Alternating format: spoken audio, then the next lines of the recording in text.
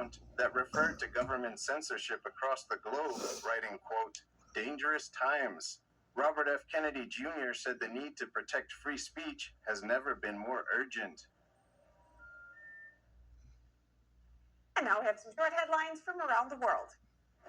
German Chancellor Olaf Scholz vowed to step up deportations and bring down illegal immigration after 3 people were killed in a mass stabbing over the weekend. Investigators believe the attack in the western city of Solingen was carried out by a suspected member of the Islamic State terrorist group.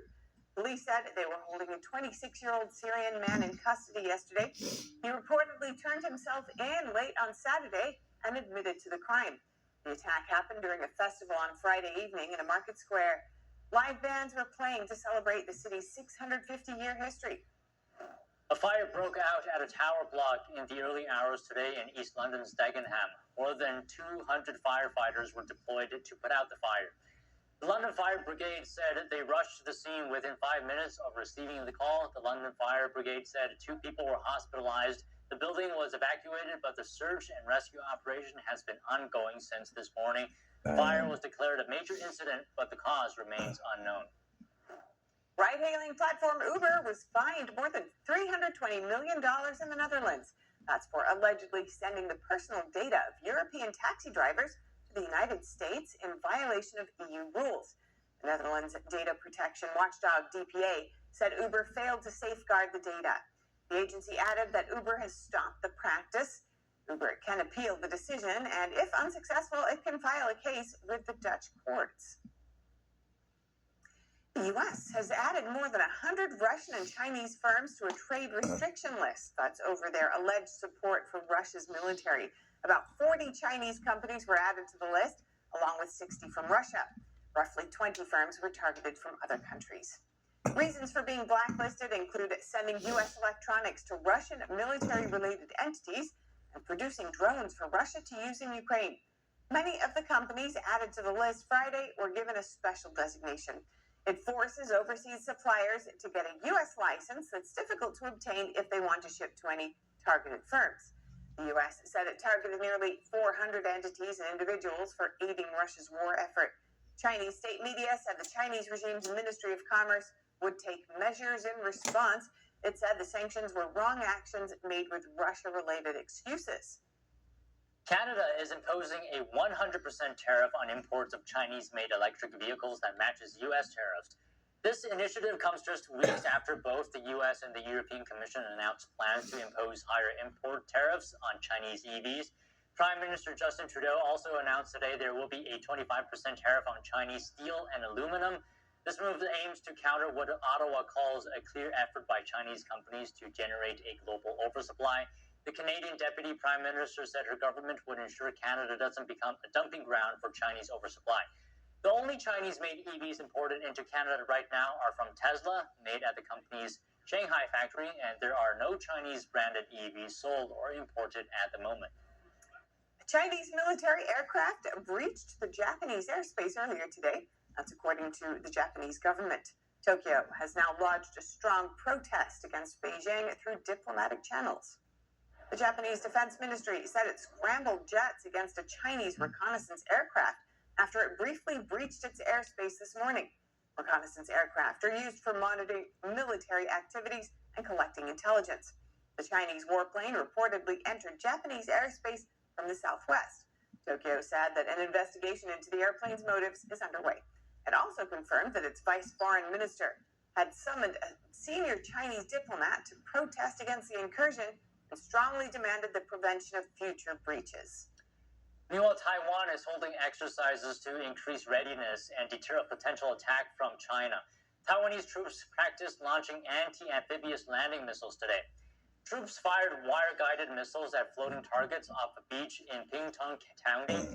The area on Taiwan's southern tip faces both toward the Taiwan Strait and China and toward the Pacific Ocean. The missiles are among the most effective and popular anti-tank weapons in the world. They're also a key component in what some experts say is Taiwan's best strategy to resist a potential Chinese invasion. North Korea is testing what are referred to as suicide drones.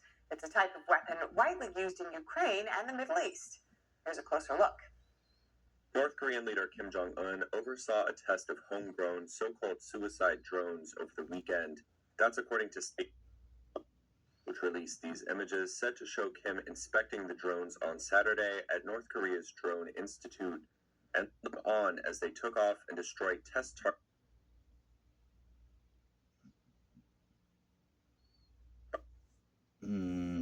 As well as in the Middle East. The report said artificial intelligence for the unmanned vehicles and called to ramp up production of suicide drones, including those that can be used underwater, as well as reconnaissance and multi-purpose attack drones. South Korea's Joint Chiefs of Staff said on Monday they were monitoring North Korea's military activities and were prepared for any provocations. When asked about visual similarities between the drones in the images from Kim's Saturday visit and those used and produced by Russia, a spokesperson said more analysis was necessary. Australian employees can now ignore their bosses' outside work hours, and that's thanks to a new right to disconnect. It's designed to curb the creep of emails and calls into personal life. Take a closer look at this. In Australia, workers are now legally protected if they ignore their bosses after work hours. A new right to disconnect law came into force on Monday, designed to protect their personal time from work emails and calls. The rule ensures that employees, in most cases, cannot be punished for refusing to read or respond to contact from their employers outside of working hours. And for bosses or companies that insist, authorities can intervene and even slap them with a several $1,000 fine. Supporters argue the law gives workers the confidence to stand up against the steady invasion of their personal lives by work emails, texts, and calls. Rachel Abdulnoor, who works in advertising in Sydney, said the changes would help her disconnect in an industry where clients often have different working hours. I think it's actually really important that we have laws like this. We spend so much of our time connected to our phones, connected to our emails all day, and I think that it's really hard to switch off as it is. Australians worked on average 281 hours of unpaid overtime in 2023, according to a survey by the Australia Institute think tank. They valued that time as worth some $88 billion. With this law, Australia joins about 24 countries with similar protections, including France, which introduced its own regulations in 2017. While the law aims to support better work-life balance, it also recognises the need for emergency contact, allowing employers to contact staff when necessary. Still to come, hundreds of plaques commemorate the liberation of Paris. The French capital celebrates the 80th anniversary of the end of Nazi occupation.